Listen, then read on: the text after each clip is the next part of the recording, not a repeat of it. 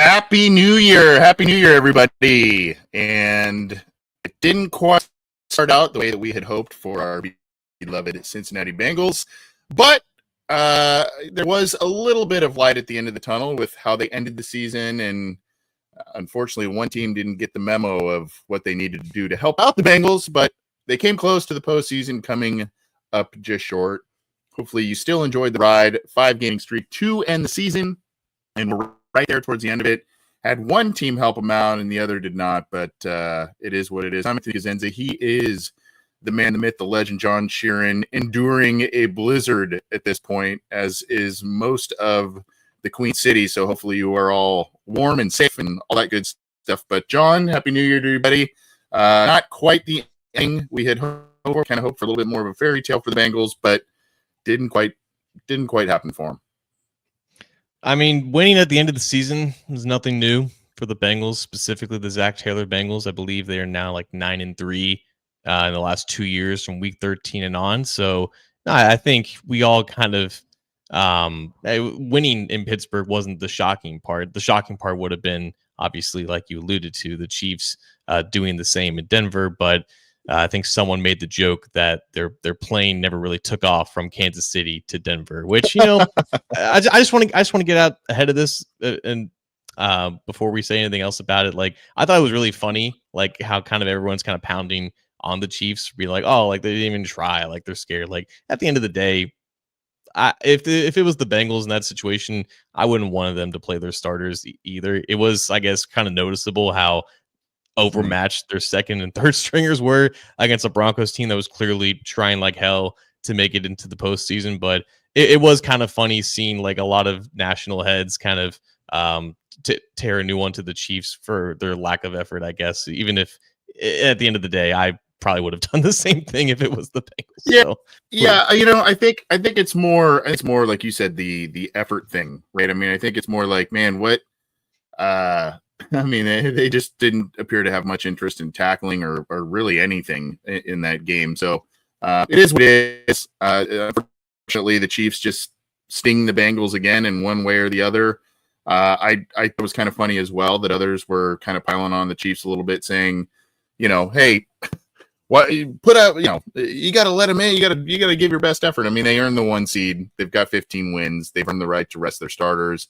What I am curious to see, and this is for the Chiefs talking heads to talk about, but I am curious to see with this long wait of starters not playing, I am curious to see if and how that will affect them. It's also an odd dichotomy with the Chiefs, because to me, I don't see the same strength that we've seen from the Chiefs over the past handful of years in this year's squad. Yet they set the franchise record for wins in a season. So it's like it's this weird, odd dichotomy with that team.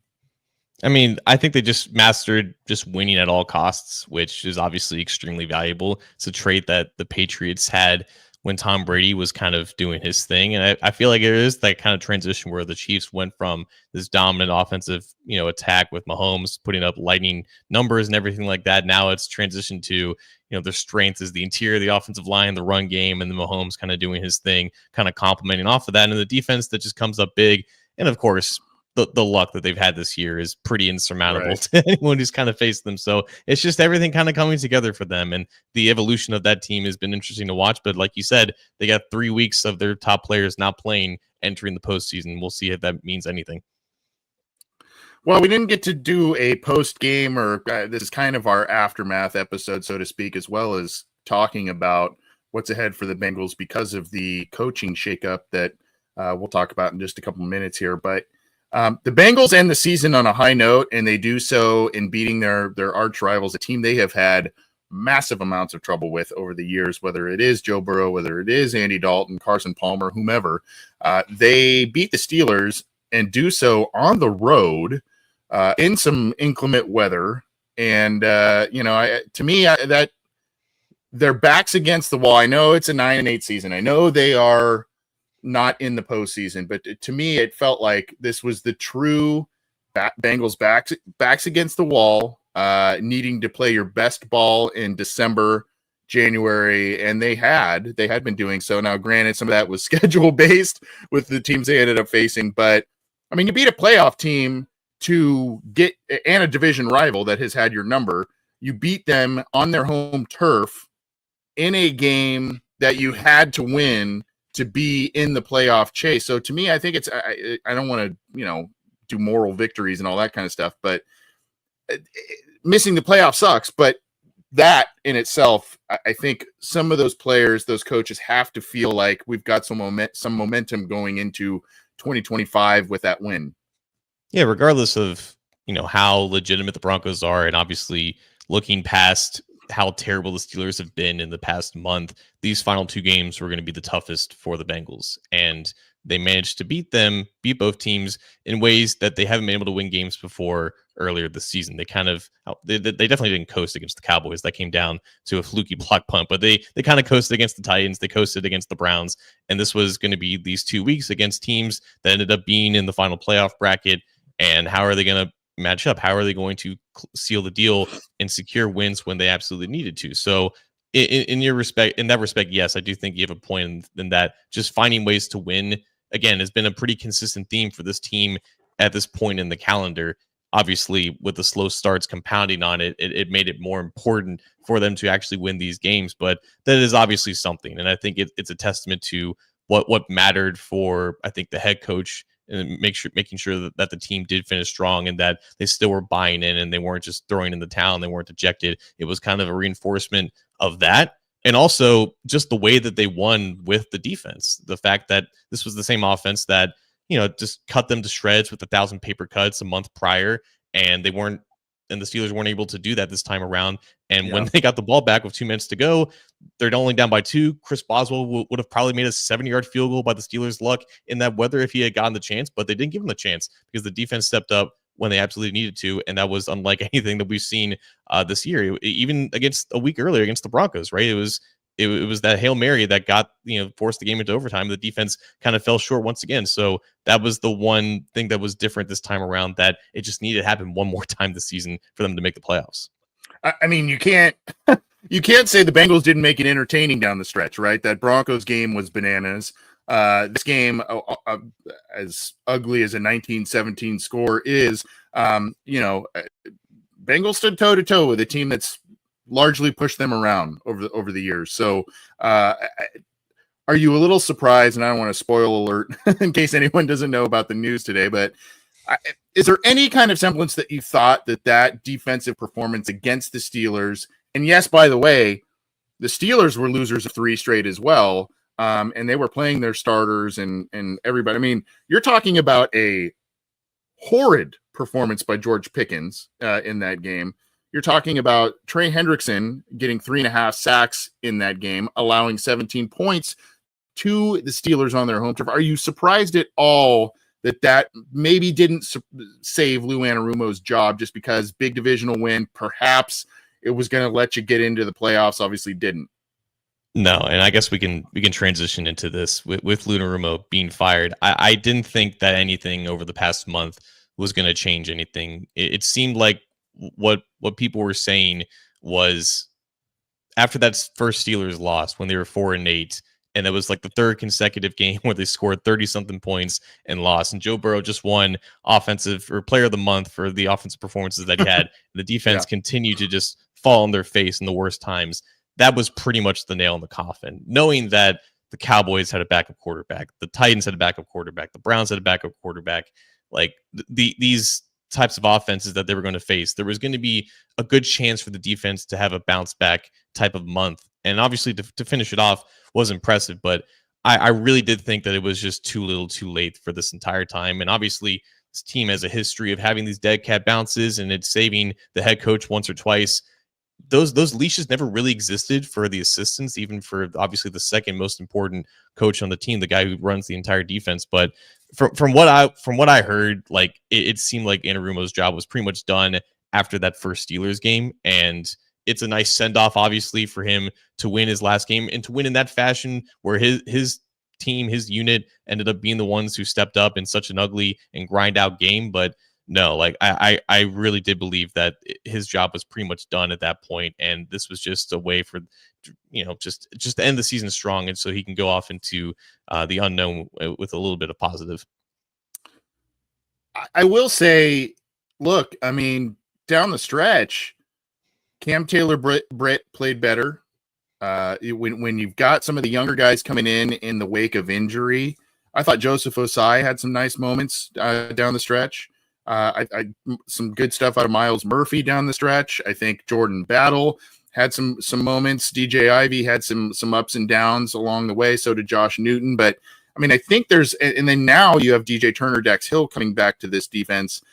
Granted, hopefully everything's back to normal with them and their speed and everything after some pretty severe injuries there. But I mean, I think there's some promise there, and I guess it makes you wonder why that unit, was it Lou playing the veterans and relying on the guys that he knows or he trusts, he's been around for a long time, and just not kind of doing the old Marvin Lewis thing where, hey, rookies, you got to bide your time, you got to earn it.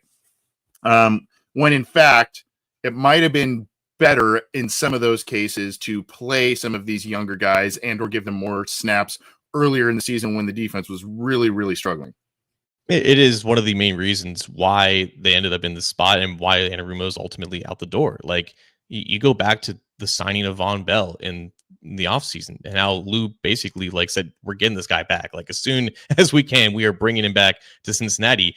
And it's like, okay, yeah, you bring Von Bell back, you can be this new Ricardo Allen, first safety off the bench, get the young guys in order. No, he's starting out there in OTAs over a guy in Jordan Battle who finished his rookie season really well, and he basically stunted all of his growth in the offseason. How much better would the secondary have been if you had taken Von Bell off the field sooner than you did for Battle? Because Battle, again, just like he did last year, finished the year strong, and he played a lot better compared to Von Bell, who, let's face it, was at least 2 years past his prime. And then the other two names that you mentioned, Joseph Osai and Miles Murphy, I get it. Like Murphy didn't have a sack this year, and it's pretty inexcusable and a pretty damning indictment on his lack of development, and which is why I think Marion Hobby is also out the door as defensive line coach. But him and Joseph Osai provided more of a pass rushing presence than Sam Hubbard in these final 5 weeks than Sam Hubbard provided for the entire season. And it took a season-ending injury for Hubbard to get him off the field and get those guys more chances. And Joseph Osai emerged as their needed second best pass rusher in some of these games. When now that you have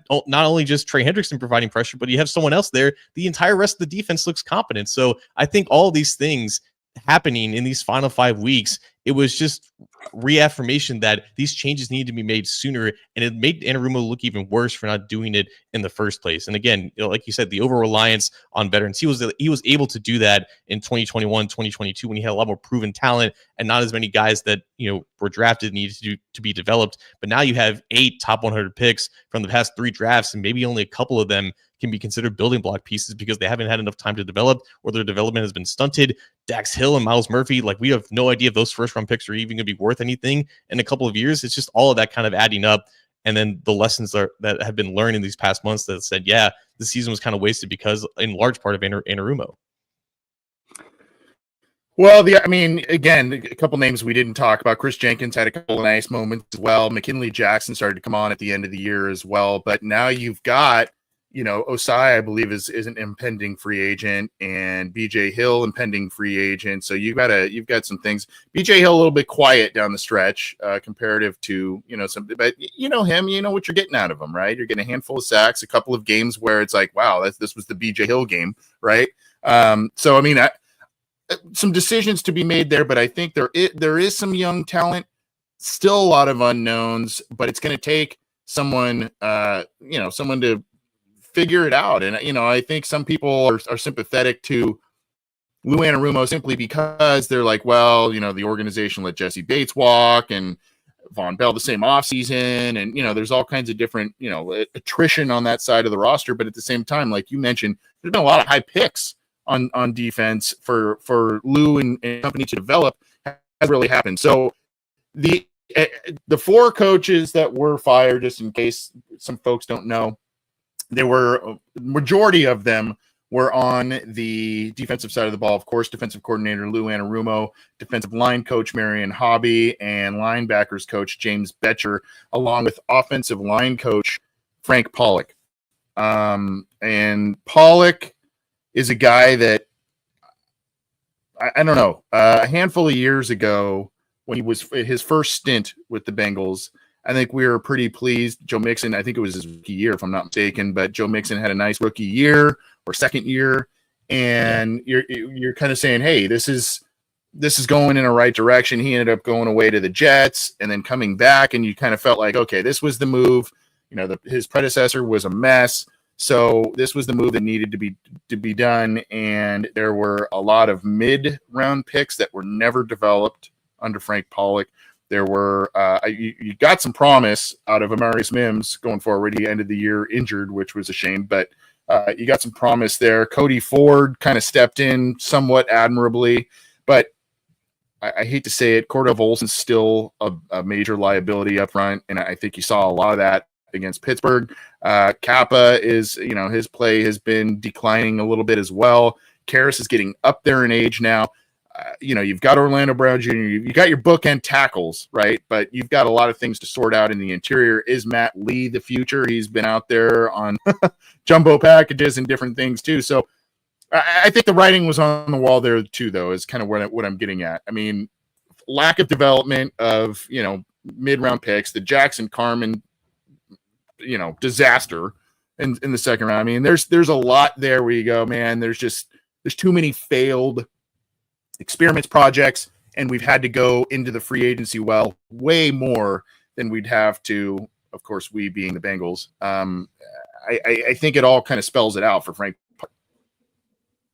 Yeah, 100%. Because I mean, just like Lou, Frank, I think, is a very solid coach if you give him, the pieces that fit who he's kind of molded his coaching style around, and he's able to do the scheme that he was brought up under with Bill Callahan. Like, he was Bill Callahan's assistant with the Dallas Cowboys when they had their amazing offensive line in the 2010s, and they just spammed under center wide zone. Like, that was what he was known for. That's how Joe Mixon was able to garner such a great second season in 2018. And then they brought him back to do that in 2021. And a year later, everyone realized that this type of run game does not mesh with the passing game that Joe Burrow wants to do. And that's why the entire run game was reworked during the middle of the 2022 season, which was an incredible feat by the entire coaching staff and Pollock. But obviously, It wasn't what he was brought in to do. It was out of his expertise per se. And as the run game coordinator, I think he did his best to evolve it to where it is now, where it's a lot of pistol, it's a lot of shotgun, and it matches the type of athletes that they have along the offensive line. And when I say athletes, I mean not that great athletes in the interior. And it just never became the fit that they wanted it to be when they brought him back. And you gotta remember, he replaced Jim Turner, who was a disaster of a fired offensive line coach. Mm-hmm. Jim Turner was Zach Taylor's pick at offensive line coach, and Frank was kind of forced on Zach at that time because of how respected he was within the organization. So, Zach brought him back in, and again, it just never ended up being the fit. And I think that's more of the reason why he's now gone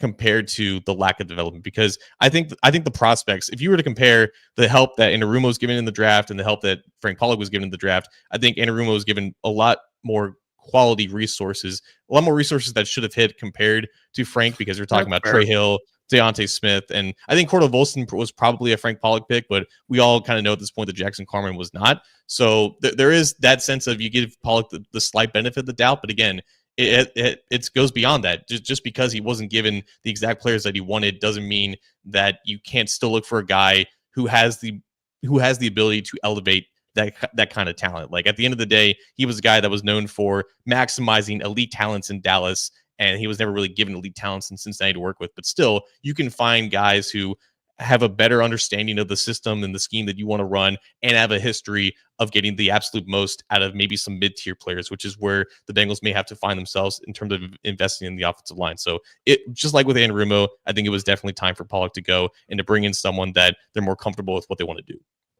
That's fair. And I think also that on the development side, you can look at some of the holdovers from the Turner area, and you would have hoped that Pollock would have gotten more out of some of those players, right? And none of that really materialized. So I think it's like you said, it's beyond just development, but I think that is a big piece of that. The inconsistent run game that did start to show some life again at the end of this year. Chase Brown was a nice spark for the team, and thankfully, even though he was injured, thankfully Bengals still got a win at the end of the year here. With this, just to backtrack as well, I think the Bengals picked 17th at this point in the first round, 17th overall, which is just like, man, like from Marvin Lewis to Zach Taylor, it feels like it's, one or two number one overall picks, and then all of a sudden it's like you're just sitting in the 17 to 22 range or 24 range, it feels like, for eternity with the Bengals. But regardless, that's where they are at this point, at 9-8. So wish list on, I think we could probably talk about, each of those positions, the coaches that were fired, but I think the biggest at this point is defensive coordinator that we'll kind of discuss, because a lot of names potentially available out there have been previous head coaches. You've got your Robert Saleh, Dennis Allen, Vrabel, right? There's a lot of names out there that you could say that would be appealing. To me, I think what makes most sense, not my personal choice, but Allen was a guy that Zach tried to lure in when he first came on board, right? So yeah, in that, if you remember, that was like a train wreck to get to Lou Anarumo in the first place. I mean, if you want to rewind, I guess it would be a 6 years. It was their sixth choice. Yeah. I mean, it was like no, Jack Del Rio, and no. Everybody was saying no. So Dennis Allen might be pursued. That's in terms of logic. I don't know if that would be my personal choice, but he may go back to that. Well, Vrabel's already got. I think he had an interview with the Jets for their head coaching job, so he might. Now the Patriots just fired their head coach, so he may go back to that. A little homecoming there. I don't know, but if you had your choice, John Sheeran, of the next defensive coordinator for the Cincinnati Bengals, based on who they have in the building, based on who they need to re-sign, and different guys that they would need to bring in, who would you have as your choice? I don't want to name just one, because I think I would be pleased with several. If you want to talk about recently fired head coaches, I think the clear best one is Robert Saleh, who probably shouldn't have been fired by the Jets in the first place, but coordinated a phenomenal defense with the Niners, and obviously the defense was the better part of the Jets when he was there. I think Gerard Mayo also deserves a shout out, as he was just fired by the Patriots, but he was groomed for that head coaching job, and he was always obviously on the defensive side of the ball. So if you're looking at like a first time coordinator, the guy who's been on my mind for weeks now has been Jim Leonhard, who was the pass game coordinator for the Denver Broncos. He was the interim head coach at Wisconsin, and before that, he was the defense coordinator at Wisconsin. So he's been through the college ranks. He's called plays before, and now he's trying to rise up the ranks at the NFL level. And obviously, the Broncos have one of the best defenses in the league. They're probably going to have the defensive player of the year, Pat Surtain, who's been coached by Jim Leonhard. So if you're wanting just the same type of background as Anarumo, but also who has actual play calling experience and is significantly younger, I think Leonhard is probably my top choice outside of the big name recently fired head coaches.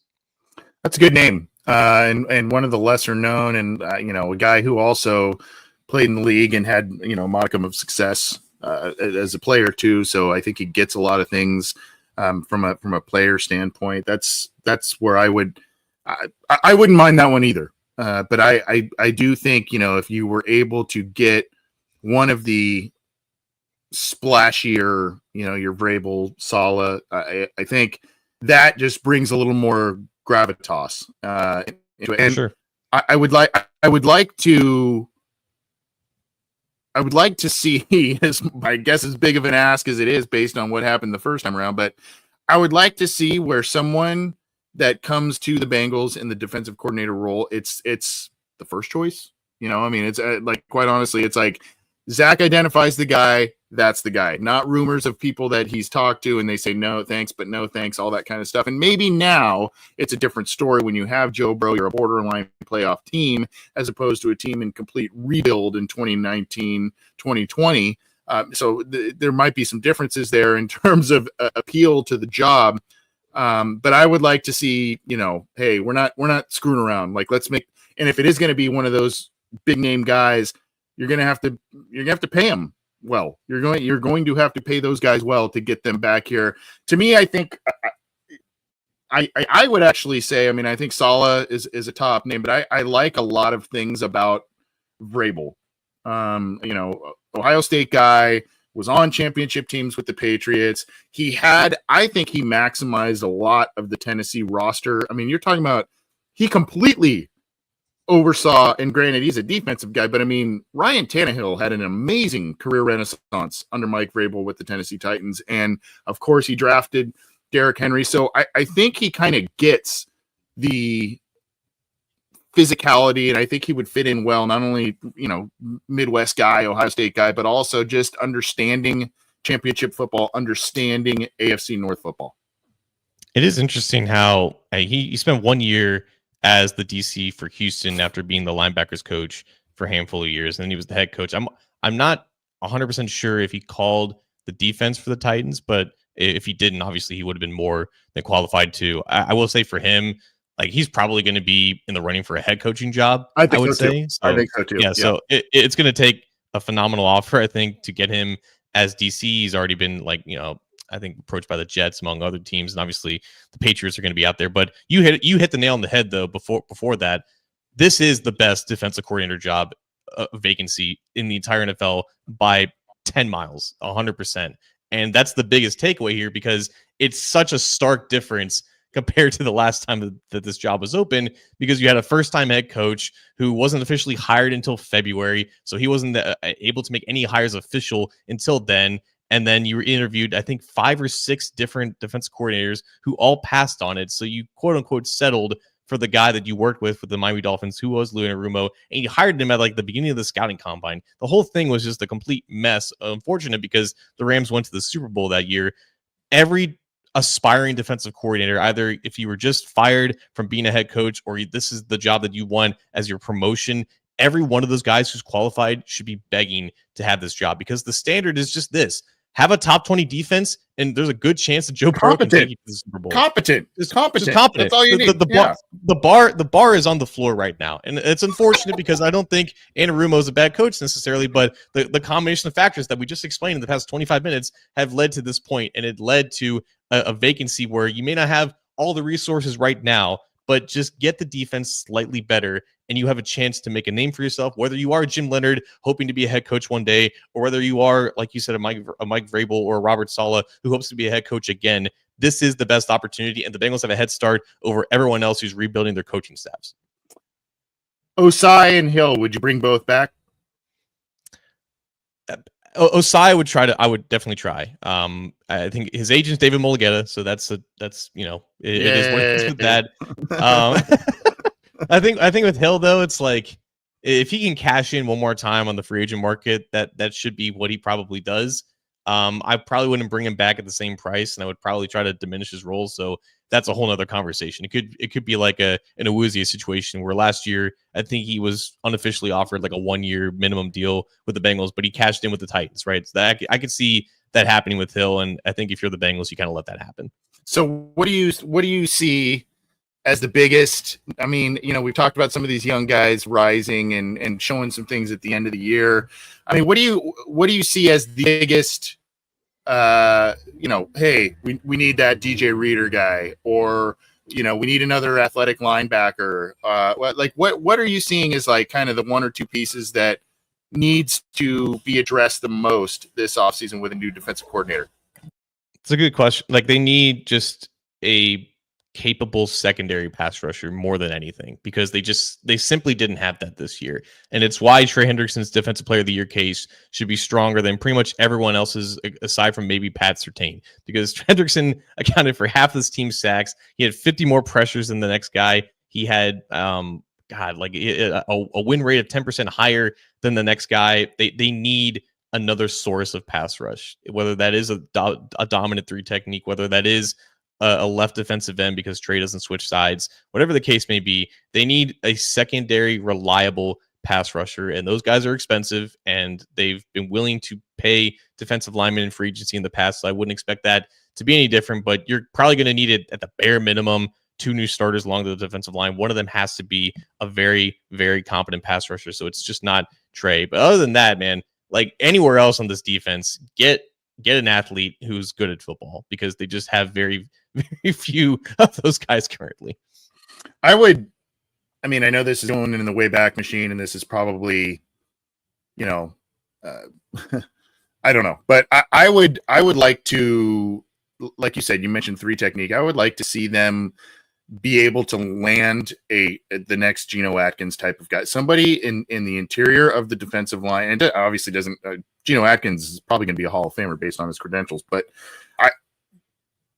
I would love to see them get that kind of disruptor in the middle. If you are able to keep Trey Hendrickson for another year or two, and by keep him, also have him be productive for the next year or two, which I don't really see signs of him slowing down. He just, like fine wine, man. He just keeps getting better and better with age. But I don't know, man. I that to me is a key piece. And it's funny to say that because we're like, hey, we'd like to have BJ Hill back because he's kind of been that a little bit. But I think to have a true every down, we can't keep this guy off the field, interior presence that can rush the passer and can get in the backfield and blow up plays on a regular basis. I think that's what this defense needs. It may be someone that you draft, and it could be a year or two down the road till you get that, you strike that gold. But if this team with Joe Burrow were to have a Geno Atkins type of player on this defense along with Trey Hendrickson, man, that would just be that'd be what you want. And there's 2 main reasons as to why they haven't had that. Because 1, they haven't drafted a good defensive tackle since Geno Atkins. Hopefully, maybe that is McKinley Jackson or Chris Jenkins. 2, those guys are extremely expensive now. Like Christian Wilkins, I think made almost $30 million a year last year. Yeah, they're not going to be in those waters. So I think Deuce Trey Sniper had a good suggestion in the YouTube comments. Milton Williams is the guy for the Philadelphia Eagles who is a really underrated interior pass rusher coming into his second contract. A guy like that who probably isn't going to completely break the bank, but a nice value signing that you can bring him in and maybe he can give you the best years of your career there. Like guys like that, I think is who they need to target for sure. Yeah, Milton Williams, that was a guy we talked about a lot with the Bengals a handful of years Great ago. Prospect. As a guy that, I liked what I saw out of him. We're going to be here a little bit longer. We've got a lot of people tuning in live, which is fantastic. Thank you for tuning in live to the Orange and Black Insider Bengals podcast, part of the Believe, BLEAV podcast network, the Believe in Cincy podcast channel, where you can hear our beautiful voices as well as those of the crew of Talking Football with Bengal Jim and friends, the 3 and Out guys with Jason and Kevin, as well as Matt and Willie No Ball with the coach Matt Minnick and Willie Lutz. We're trying to bring you all kinds of different shows, different content. Hopefully you enjoy it. You got to go resubscribe, though. If you were a subscriber to our old Cincy Jungle podcast feed, unfortunately, that's not where we're uploading new shows anymore. You got to go to the Believe, BLEAV, in Cincy podcast channel. Subscribe, give us a rating. We appreciate that, and we'll keep pumping you full of content. I know it's technically the off season now for the Cincinnati Bengals, but we're going to still bring you all kinds of different stuff, including free agent profiles, draft prospect profiles, and much, much more. So you'll want to tune in for that, as well as our takes on the postseason. And of course, if you like what if you like the video side of things, our YouTube channel, you got to go subscribe. Underneath John's window there's a show icon, the Orange and Black Insider show icon. You click that, do the subscribe, like, all that kind of stuff. We had a giveaway recently to subscribers, a ticket giveaway to that wacky Broncos game. So that's the kind of stuff that and by the way, the winner, Josh, we're going to make a donation to the Diabetes Research, Juvenile Diabetes Research Foundation for Orlando Brown's cause, because that was something Josh wanted us to do. So we'll be doing that. And congratulations to Josh. And thank you all for subscribing to our channels. You can also get it on the Cincy Jungle Facebook page, Twitter accounts, yada, yada, yada. We're on all kinds of different stuff. So appreciate all of you tuning in live, subscribing, and following us around these past handful of years. It's been fun.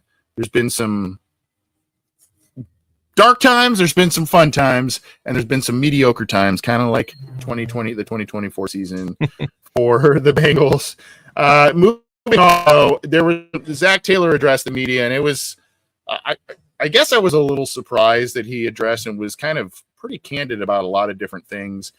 There were a couple of comments that really stuck out to me, John, and of course it was about, hey, we want to get these deals done for T. Higgins, Jamar Chase. We're going to work to have them here in 2025 and beyond. And he said he and ownership, he being Zach Taylor, and ownership are on the same page in that regard, that they are working towards keeping both of those guys. T. Higgins really had a strong end of the season, obviously, especially in that Broncos game.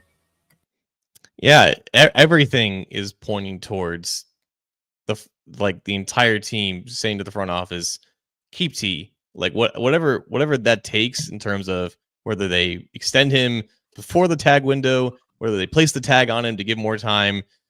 Joe Burrow has made it loud and clear how he would bring that guy back. Yeah, like not even like, oh, I would like him back. Like, this guy needs to be brought back. Like, he's a need. Like, this is as big of a priority as anything is. And knowing how bad the defense is and how much work it is, bring him back. Proof of concept is there. Said it multiple times. Zach putting T, Jamar, and Joe out for every coin toss for the past 5 weeks, I think was not only just a sign towards the other teams, like, hey, these guys play for this team, you should be scared, but it's also something that everyone kind of rallied behind. Like, those guys are the faces of the team. Like, the team is won by the offense, and those three run the offense essentially, and that's the face of who people associate the Bengals with. And it was something for the fans to kind of rally around. Like, the fact that these three guys are playing for the same team, we don't know how long that's going to be, but we're going to definitely make it count. We're going to appreciate it. But it's a sign like, hey, if you can keep this together, keep it together. The only aspect of this whole thing that needs to come true is to make sure that the front office actually does it. And I think Zach and Joe have done everything in their power to say that, yes, we need this to happen. And if it doesn't happen, who knows what the repercussions are going to be. You're just a better team and a better offense, a more scary offense with T. Higgins out there. I mean, he's had some games where, you look at the December 9th game against the Cowboys, who catches 23 yards. But, I mean, the bottom line is he played the entire, last 5 games. Bengals go 5-0, right? I mean, his game against the Chargers was a wild one, and 9 catches, 148 and a touchdown. Basically, he ended the season with 10 touchdowns, and oh, by the way, 7 of them came since the Chargers game in November.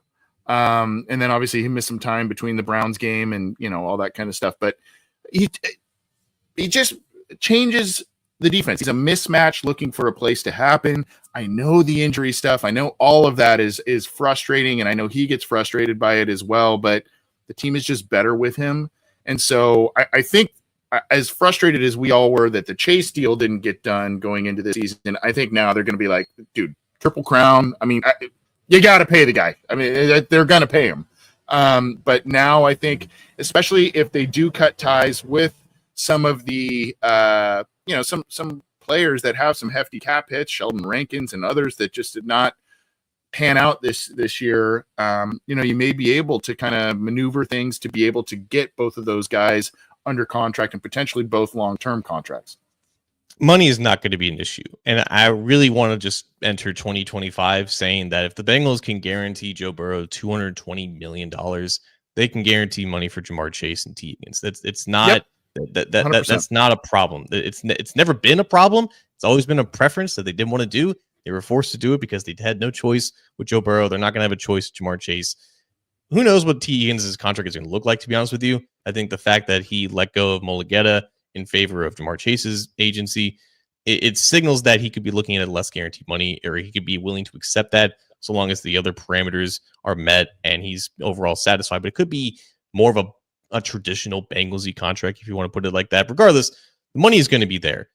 One of the reasons why Anarumo's gone, though, is because they had this plan all along of paying Jamar Chase and T. Higgins along with Joe Burrow, so long as the defense was cheap and good. The defense is now just cheap. It's not good because the picks haven't developed, and the free agency decisions that Anarumo was part of haven't panned out either. So that entire side of the ball has completely gone to waste, and you need someone that can elevate that talent that, unfortunately, for Anarumo, as good as the coach that he wasn't able to do, which is why they need to bring in someone who can, so that they can continue this vision on offense that they have. And I think that the front office has more of an aggressive mindset to actually get this done with T, because again, if they don't, they're just entering the same cycle of trying to replace not one of their completely elite players like an AJ Green or Joe Burrow or Jamar Chase, but T. Higgins, like we talked about this before. He's in that tier of players that they allowed to leave and continuously failed over and over again. Yes, yes. Like that's why he's the ultimate litmus test, and that's why I think this is like the signal of potential change with the organization, that pay a guy like this so that you save the trouble of trying to replace him in the many years to come. Common sense would tell you that not only, hey, we win games with him. I mean, he's a matchup night, but I think also if the Bengals look at this offseason and you say, okay, look, last year we were 9-8 without Joe Burrow towards the end of the season. This year we were 9-8 and we were oh so close to getting into the playoffs. Didn't. If you go, and now we're talking about defensive coordinator change, which means probably a bit of personnel change on that side of the ball, particularly with two other defensive coaches gone with him. Common sense would tell you don't want to lose a guy that just secured 10 touchdowns for you this season as a receiver, because now you have a big hole of production that you have to find somewhere. And so I mean, to me, it's not only just, hey, good player, let's reward him, let's pay him, and he wants to be here, Joe wants him here. It's also like you will see that the team and the offense will take a major step back, and you'd have another large roster hole to fill if you let him walk out. So to me, it's just no brainer. Like you gotta do even that production, even with missing a handful of games this year, still it boggles the mind as to why this wouldn't get done. Also, they've drafted 3 receivers since the knowledge of the fact that T could leave. Only one of them is a starter and is useful right now. Charlie Jones basically missed half the year with a groin injury. You can't really rely on him to be anything at all in 2025. We'll see what he is in training camp. Jermaine Burton was a coach's decision to not travel to Pittsburgh. We don't know any really of the details beyond he was apparently evicted or he's being sued for an eviction of his apartment in Cincinnati. We don't know if the two are related, but that's the second instance with Jermaine Burton this season of not being able to dress for a game because of Zach Taylor's decision. He finished the year with like 4 catches. It's not a good sign for a pick that high to have rookie production that low. Again, you can't enter this offseason expecting really much of anything out of him. So if you're looking down the barrel of losing T. Higgins, the guys that you drafted to replace him, like only one of them has kind of panned out. But even still then, you run an offense with 3 receivers. You need to replace one of them because, again, 2 of the other guys that you tried haven't done anything. So the history of this team drafting receivers has not followed suit with these past couple of years and their attempts to try to have some contingency plan for replacing T. It just makes it even more pressing to get him back. Jerry here has an interesting comment. It's also the replacing of wide receiver of T's caliber without the diva attitude. Chase and T make each other, but it's obvious that T. Higgins and Joe, I mean, everybody wants him here, and the fact that he knows he's wide receiver 2 on this team and still wants to be here and make that happen is admirable. So I think that's a good point there that Jerry brings up. But I mean, you brought up the other thing. I mean, we can talk all day long about extensions for T. Higgins and Jamar Chase, but you brought up the other 800-pound gorilla in the room, which is, the stuff going on with Jermaine Burton, right? I mean, it's like, man, what's going to happen there? What do you see? Do you think he makes it into next year with this team? Or I know he's a 3rd-round pick, and I know we have the the clip of him being drafted and, high fives around the room. Oh, we're psyched. And I mean, it was a borderline disaster this year for a 3rd round pick. I know snaps would have been probably limited with the talent in front of him, but still, man, I don't know. I don't want to speculate on what happened and all of that, but it sounds not great. And like you said, the second coach's decision of him not making a trip to it, to a game. I don't know, man. Do you see that his future is donezo after this year and they're just fed up with it? Or do you think that the Bengals will go back to some of their old ways and say, we're going to have a little bit more leeway with this player because of what we see talent-wise? Well, the last time the Bengals gave up on a draft pick after just 1 year this high was Mark Walton, who was very notably arrested like 3 times after his rookie season, and he didn't make it to year 2. Again, we have no idea what's going to happen with Jermaine Burton. There's very few details about that whole situation. If everything with that is okay, then history tells us he's going to make it to his second training camp, and it's going to be complete now or never. But again, after doing so little in his rookie season, outside of being, a kickoff returner, he's far more behind where he should have been when, the expectations were set after he was drafted. And yeah, just looking at that clip of Zach being so excited, and in contrast, like Duke Tobin's kind of very indifferent about the whole thing. It definitely seemed like Zach was very in on that pick.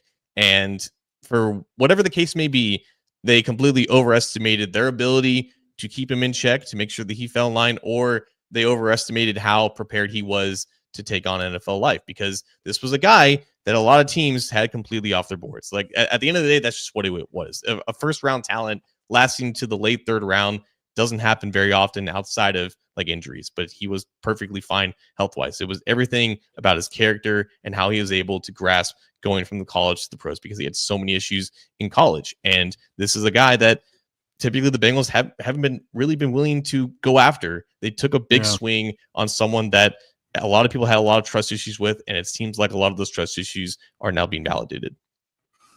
Well, another storyline to watch, but it sounds like, I know there's some people out there that thought Zach Taylor should or would get fired, but I think the end of the season, as we know, what do you call it? The dead cat bounce, or, all kinds of different names for it.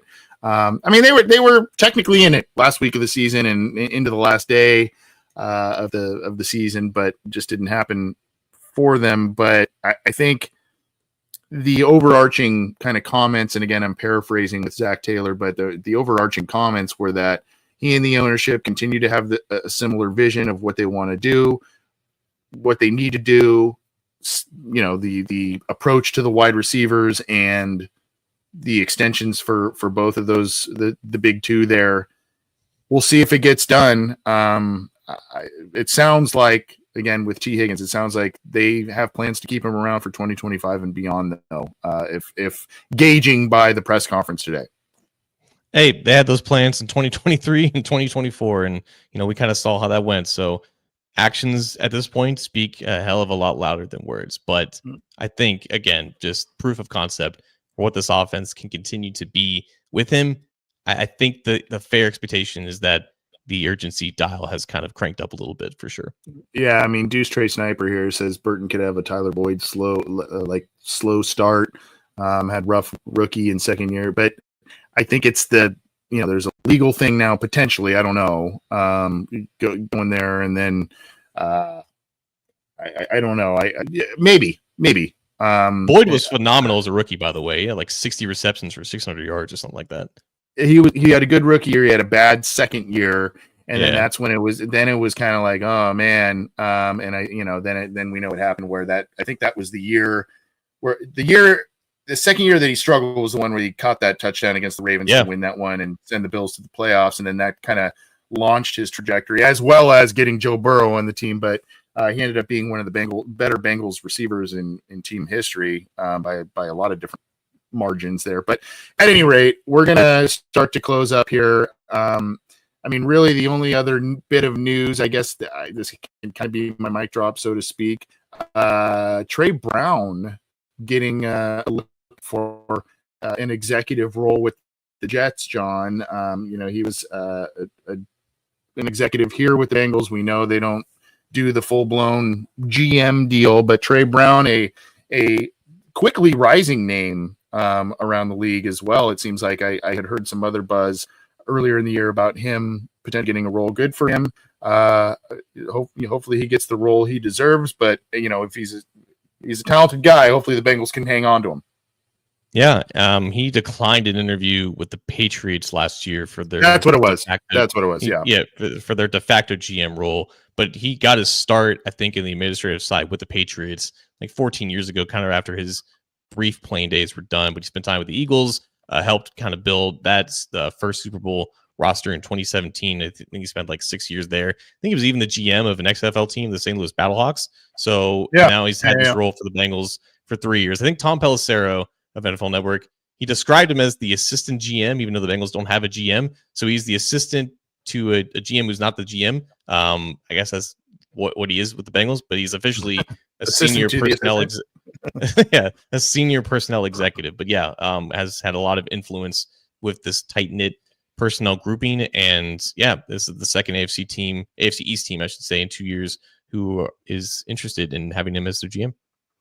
I don't want to steal your drop the mic thunder here, but interesting question, and of course a generous super chat from Brucey B.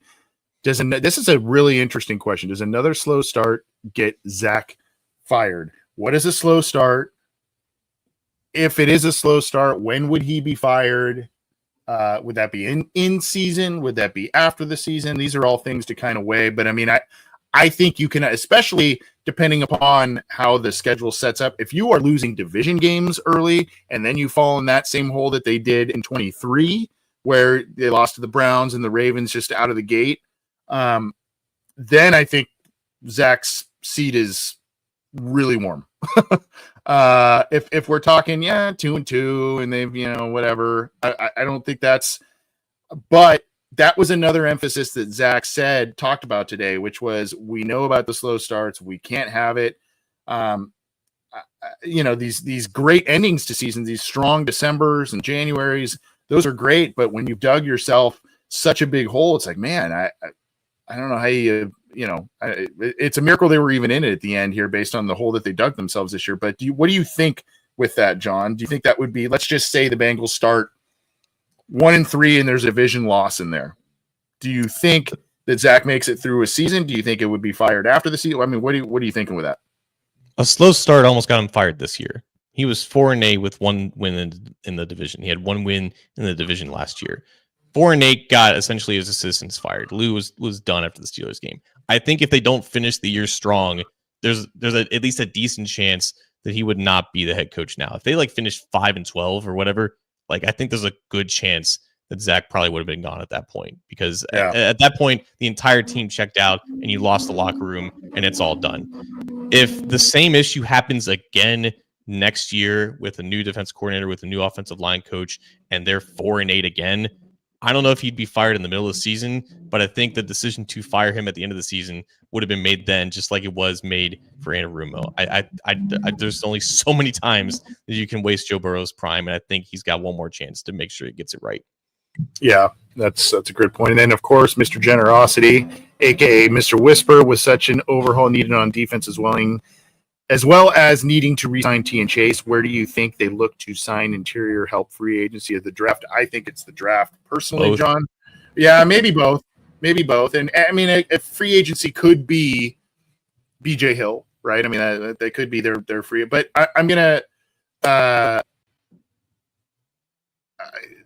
And by the way, I'm reading this as interior help for interior defensive line help. I don't know if they're if the question is actually interior offensive line or defensive line, but I would say if we're talking defensive line, if you notice and you go back to the Bengals track record and where they draft rounds, sometimes round 2, and that was as recent as this last year, but a lot of round 3, round 4 has been defensive line guys, and they've been a lot of. A lot of them have been, is it an edge or is it a tackle, right? I mean, there've been a lot of those guys. You can go back years and years and years. And again, Geno Atkins himself we talked about him earlier. He was a 4th round pick. So the Bengals, whether it's a Pat Sims, a Geno Atkins, and Andrew Billings, and I mean, all they love those middle rounds for the late day 2, early day 3 rounds for defensive line help. Now, if we're talking offensive line, John, I think, like you said, I think it's both. I think there's going to be a hard conversation to be had about Cordell Volson, potentially even Alex Kappa. I think Karras is safe. I mean, he was capable and he's been a team leader for a long time.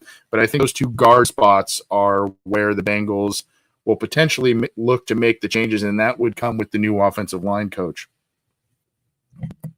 You're talking about 1 guard in free agency, 1 guard in the draft. Again, it's so expensive to sign high-end defensive tackles nowadays. I just don't know if they're going to be in that market. So I could see a quality value signing at defensive tackle. They were really close to drafting Byron Murphy in the first round last year. Yep. So I think they would be willing to target a defensive tackle in the first round this year.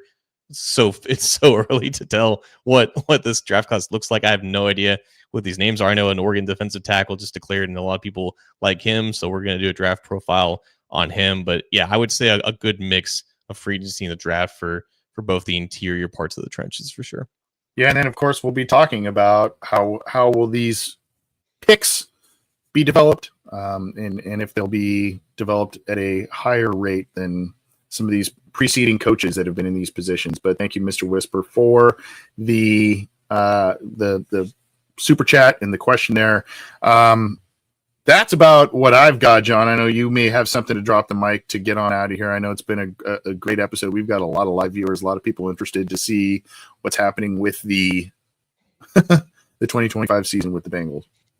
I guess it's not just a mic drop. It's also kind of a remember him, because I don't remember this guy. I wasn't alive when he played, but I did some research about there were 4 other times the Bengals drafted 17th overall because that draft pick was locked in when the regular season ended. I know 3 of them: Drake Kirkpatrick, David Pollock, Brian Simmons. Not the worst hit rate, especially if Pollock obviously had played a full career. Pollock would have been, and I want to say this, and not because he's been on our show. Great guy, by the way. Pollock would have been a stud if he did not suffer that injury. I maintain that, and he made the right decision for himself, because I mean that's a scary ass injury that he had. But I maintain that he would have been a very, very good player for the Bengals, and at a position that they sorely needed at the time, which is kind of that tweener edge rush, outside linebacker kind of guy. So, but yeah, all those are good hit rates. Who's the other one? He was drafted in 1987, and he played the same position as David Pollock. I had no idea who this guy was, but you know who he was. Scow? Jason Buck? Jason Buck. You are correct. He played 4 years with the Bengals and then 3 years with the Washington, at the time, Redskins. Yep. So Jason Buck, never heard of him. Yeah, he was on their Super Bowl team. He's one of the. They had these this rotational group of, I guess I'm showing my age. Good God. I mean, I knew Jason Buck. And Jason Buck, if you're out there, man, come on the show. We'd love to talk to you. But, I mean, there's Jim Scow, there was Jason Buck, and remember Carl Zander was a kind of a outside linebacker kind of guy that would rotate in and out. And I've had the pleasure of meeting him a couple times. Joe Kelly, in that same era, linebacker for the Bengals. I met him at the Seattle game. I met him with Bengal Jim at some things. Great guy as well. He travels. Joe Kelly travels a lot to watch Bengal games. I don't know if you know that or not, but anyway, yeah, man, you got me. You got my Bengals Jeopardy juices flowing, my man. But yeah, you learn something new every day. There's my mic drop. Well, I mean, again, not a star player, but I mean, like you said, I think it's a pretty good hit rate, because if you know, Buck, like you said, played 7 years in the NFL. I mean, that's a solid career. Played in a Super Bowl. I mean, that's a guy that was valuable to that team. Yeah. Interesting. I was kind of wondering where I didn't know he was drafted 17th overall, admittedly. But since you kind of gave me a hint of the year and the gear's returning. More recently, you had Dallas Turner, Christian Gonzalez, who's really good already, Zion Johnson, Alex Leatherwood, CeeDee Lamb, Dexter Lawrence. I think they could use one of those guys. So not a bad spot to pick. Yeah. We'll see what they do. obviously free agency has to come first, and we'll see what happens there. But a lot of stuff going on, and I've got lights turning off on me here. So that means I am out of here, John. Thank you for everything. Happy New Year. I swear I paid my power bill, I promise. But at any rate, thank you, everybody. Take care, and we will talk to you soon about the Bengals and bring you more stuff. Take care.